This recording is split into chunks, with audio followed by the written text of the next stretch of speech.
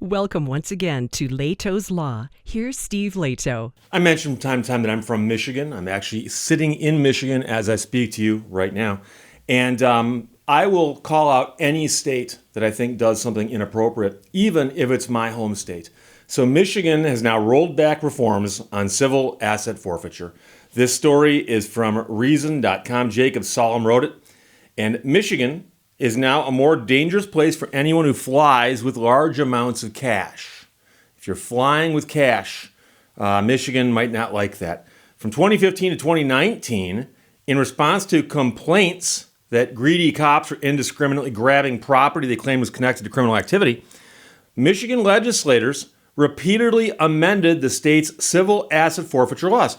They were actually moving the needle in the right direction. They were making it a little bit harder, a little bit harder, a little bit harder each time for civil asset forfeiture to happen. This year, they reversed some of those reforms, making it easier to confiscate cash of travelers in the name of cracking down on crime. And that's the whole thing. They always say, oh, we're fighting crime. That's why we're doing this silly thing over here. Michigan previously required a criminal conviction prior to completion of a forfeiture involving cash or other property worth $50,000 or less. Why they have that number, no one knows. Because if it's $51,000, shouldn't that also require a criminal conviction? A pair of bills signed by the governor lowered that ceiling to $20,000 for assets seized at airports. So they've made a little airport exception. So if you're passing through an airport with $25,000 in cash on you, they can just take it from you and say, if you want your money back, sue us. And you say, am I going to be charged with a crime? Maybe, maybe not. Who knows? Drug trafficking will not be tolerated in Michigan, declares the state rep from DeWitt, Graham Filler. He sponsored one of the bills. The men and women who keep our airports secure need to have the proper authority to keep drugs and drug money out of our state. And this reform gives them the tools they need. So he seems to think that the airports are where drugs and drug money are coming into the state, and that there are people at the airports watching out for these things. I'm not quite sure about some of that, but then again, another representative from Taylor named Alex Garza claimed his related bill made Michigan a safer place because drug traffickers will now think twice before trying to profit off the lives of our residents. So you're a drug kingpin, and you're over in, say, I don't know, Utah, and you're thinking about flying to Georgia. And the question is, you're looking at orbitz.com or an equivalent site, and it says, we can fly you through Detroit or we can fly you through Cincinnati. You're going to go, ooh, I better go through Cincinnati because Michigan's got that law. Meanwhile, the governor was equally enthusiastic. By removing barriers to forfeiture of property seized in association with a drug crime, she said, the bills empower airport authorities to crack down on those crimes. Now, here's the point. If the money is seized in association with a crime, why not require the conviction? If it's a crime, you charge the person with a crime, and then when they get convicted, you keep the money. And everyone skips that. And here's the thing. The politicians are banking on the fact that most people will respond to the buzzwords, like fighting crime, as opposed to the underlying concept, we will steal your money. And so one thing you have to remember is this is an election year. Now, it's an off election in the sense of the presidential election, but midterm. But there is an election coming up. And a lot of these people here need votes. And so they're thinking, if I start making noise about cracking down on crime, people in DeWitt will remember that, or people in Taylor will remember that. So if by chance you get a politician on your front porch one of these days, knocking, asking for your vote, step out on the porch and say, I'm glad you're here. Let's talk about something near and dear to my heart. And the politician's eyes will light up and you say, civil asset forfeiture. And then they will pretend to not know what you're talking about. They're going to go, oh, what is that now? It's when the police encounter somebody who's got money and they just take it and say it's because you committed a crime. Well, of course, yeah, if you committed a crime. but they don't require a conviction. They don't even require charges being filed. I'll have to look into that. What do you mean you have to look into that? You guys just passed a bunch of bills, assuming this person's an incumbent.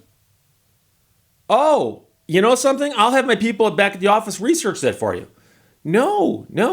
You voted for this. You thought it would fight crime. Explain to me how it fights crime. By the way, can I ask you how much cash you got on you right now? How much cash do you have on you right now? Oh, that's none of your business. Well, why is it the business of law enforcement then to ask you how much cash you got on you? Far from being a safer place thanks to this reform, Michigan is now a more dangerous place for people who fly with cash. Now, the governor assures us there's no cause for alarm because this money is, quote, seized in association with a drug crime, unquote. But that's an allegation the government should have to prove, not a presumption that travelers should have to rebut after armed agents of the state have robbed them. And that's Jacob Solemn letting us know how he feels about it, and I agree with him wholeheartedly. A lot of people who write stuff on the internet tend to tone it down a bit. He's coming right out and saying it. They've been robbed when they've had their money taken by people carrying weapons at the airport. That's robbery. Forfeiture affidavits routinely employ vague boilerplate that falls far short of establishing a criminal nexus.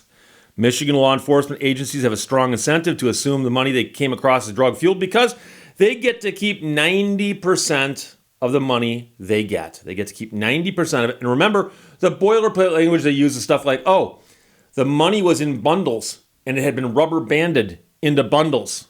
Yes, see, only criminals use rubber bands. And you can't outlaw the rubber bands, of course, but only criminals use them. Traveling with cash is not a crime, notes Dan Elbin from the Institute for Justice. His organization has represented many innocent people whose allegedly drug-tainted money was seized at airports. People regularly fly with large amounts of cash for a wide variety of completely legitimate reasons related to their business or personal finances. Allowing authorities to take air travelers' cash without a criminal conviction simply because they have a large sum of money is a blatant violation of their rights. And if I was on the other side of this, if I was one of the people who just realized now I get to grab more money, all I would do is watch for the flights coming in from Vegas. Not everybody wins in Vegas, but those who do sometimes carry their cash home. Hey, what are you doing with all this cash? I won it in Vegas. Yeah, sure you did. Sure you did. Turn it over. Turn it over. So I am ashamed and embarrassed to admit that this is the state of Michigan. They had been moving the needle in the correct direction, that is making it harder and harder for the powers that be to take your money without a criminal conviction. And they just reversed a bunch of that. And like I said, I don't even understand why they had the number in there of $50,000 or $20,000 or anything like that. They ought to just say, we can't take the money unless there's a criminal conviction. And that would, think of all the bills that they could have saved the paper and all the time passing. They keep passing different bills piecemeal, so each person who proposes a little bill can say, I helped do that. I drafted one of the bills. Why did it take so many bills to just drop that ceiling from 50 to 20? And why don't we just do the common sense thing and say, yeah, if you are convicted of a crime, the proceeds, profits, fruit, whatever you want to call it, of that crime are subject to forfeit. That makes complete sense. Everyone I talk to agrees with that. I've yet to meet anybody who says, Steve, criminals should be allowed to keep their money. I've had some people say, Steve, I've seen criminals who get to keep their money because they're corporations, and corporations are often treated differently than people are. I understand that distinction, but I'm not getting off on these far afield tangents. What I'm talking about here is simply this.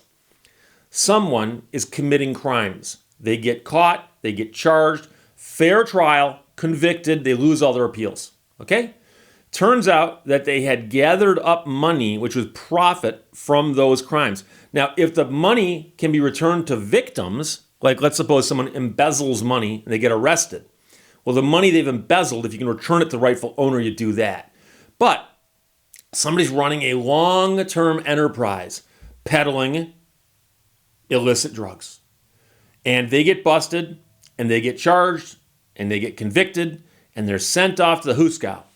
And it turns out that they had $10 million in cash in bundles, rubber banded, in a safe inside their house, which we know came from that activity. That should be forfeited. And I think pretty much everyone I've talked to says, I agree wholeheartedly, that should be forfeited. But the idea that, well, we're going to have this imaginary line of either $20,000 or $50,000, and if it's at an airport, that we'll assume is then obviously proceeds from illegal activity. Obviously, we'll take that from you, and if you want it back, you got to sue us. And I would say that any time in America where you put the burden on the victim and say you have to prove you're innocent, most people also recognize that that's wrong as a legal concept. In America, you should be presumed innocent unless somebody can prove that you're guilty. And so they say, well, no, we've got your money. You've got to prove your money's innocence. It's not really what's happening. You've got to prove your innocence to get your money back. That's what's really happening. And it's an injustice. It's a scourge. And I mentioned in a video a couple days ago that there are 4 states, in essence, that have done away with civil asset forfeiture in the old traditional, sense. And Michigan had not done away with it, but they had reformed it. And they are now unreforming it. And why? I suspect it's because of the election coming up. So there you go. Jacob Solom wrote this for Reason.com. Michigan rolls back reforms of civil asset forfeiture. I'm embarrassed, and I'm sorry, and I apologize to everybody in the audience because I'm from Michigan, and that's my home state, and the home state is doing something stupid. So there you go. Questions or comments, put them below. Let's talk to you later. Bye-bye. Thank you for watching Lehto's Law. Do not go where the path may lead. Go instead where there is no path, and leave a trail.